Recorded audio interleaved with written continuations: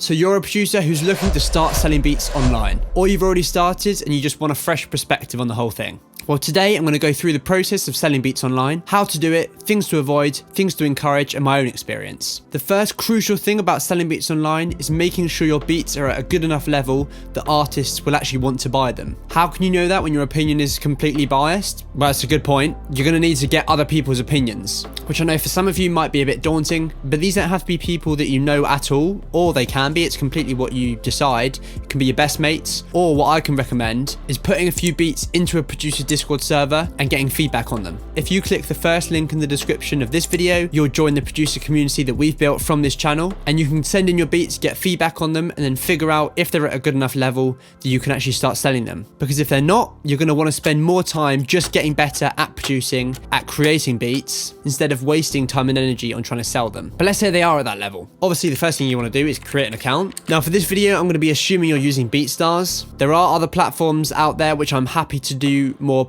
platform specific videos on in the future if you guys want that. But using BeatStars, you've got an account. Make sure your username is what you're known as across all platforms, on social media especially. Now you've got a blank canvas. At this point, you've got to decide what niche you're going to create beats in, because the best way to start from the ground up is making beats in a particular niche. To decide this, think about the beats that you most enjoy making, the artists you most enjoy listening to. Then think about what artists you can put as the title of those type beats. You don't want them to be a huge artist like Lil Baby, because it's just so big that it's not really a niche. But at the same time, they have to be big enough and have a big enough following that people will actually search for their type beats. A great tool to use is vidIQ in the keywords section for getting an indication into how much a type beat is searched for and how much competition there is. Let's say I want to make Hulvey type beats. As you can see, I just search in Hulvey type beats into the keyword section, and it comes up with the score based on how popular a search term it is and how much competition there is. A good score for this, I think, is anywhere from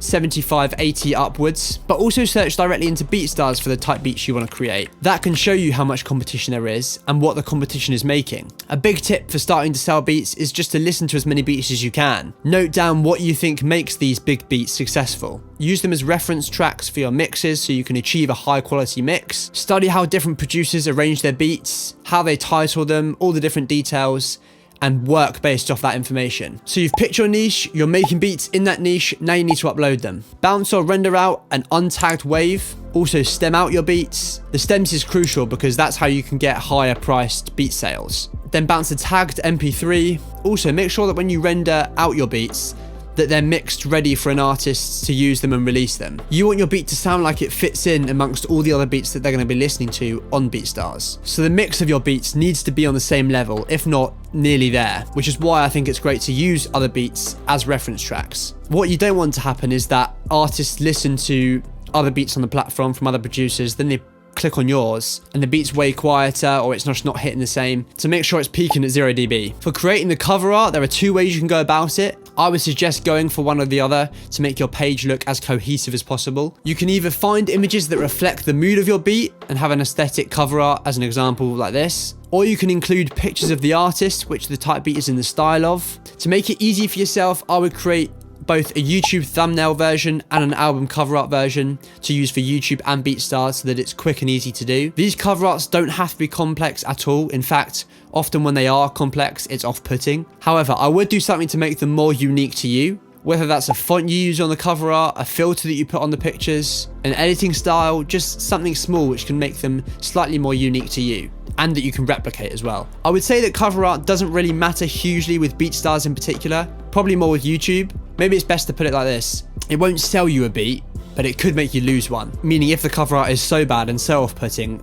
the artist might not even click on it. For titling the beat, you want to choose two artists that are in a similar style. Maybe they've collaborated before. As I said before, you want them to be medium-sized artists so that people are actually searching for them. There are other things you can put in the title, and I think actually it works sometimes to not just put two artists in the title. Sometimes a more broader keyword can work. That really takes some experimenting and finding that kind of keyword. An example could be acoustic pop guitar type beat, which I know Z Beats has kind of really nailed down on. He makes really good content for producers, so go check him out. But there are other things you put in the title, like the name of the beat. I've seen a lot of producers put in the discount that they're running on that beat, the BPM, etc. I would initially just experiment, see what seems to get a bit of traction with how you title your beats. You're more likely to get an indication of this from YouTube, so use that, which I'll come on to in a sec. Also, an idea for your titles or creating beats is to make a beat in the style of a specific song from an artist. Maybe it's a recent viral song they've had, or maybe at least big song, and then making a beat similar to that song. Obviously, it's got to still be original. You don't want to get in trouble for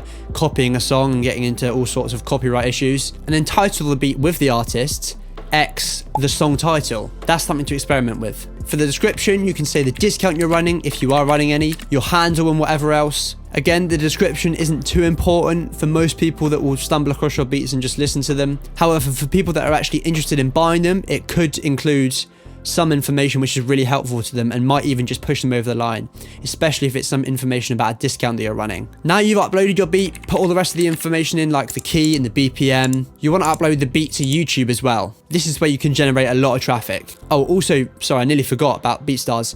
Make sure you upload your beats with free downloads enabled in exchange for the email of the person that's downloading them. Then you can email market to them more beats going forwards. Remember, the free download they get is only a tagged MP3 version for personal use. It enables them to record and or write to it, and that can actually really increase the likelihood that they will actually buy the beat itself. I want to say with traffic on BeatStars, it is really hard when starting from the ground. It is a slow process of gradually gaining more and more listens and followers. You can grow just organically through the marketplace, but it is slow and gradual. What I would recommend with BeatStars organic marketplace growth is just to be patient and most importantly be consistent. Spread your beat uploads across the week. So for YouTube, it's pretty similar. The thumbnail can be the artist or the picture which reflects the mood of the beat. I would see what other producers in your niche who are performing well and look at what they're doing. That doesn't necessarily mean copy them. Maybe to stand out a bit, you can add your own style to it, which you can definitely do for the actual video. It can be a lot more exciting than just the picture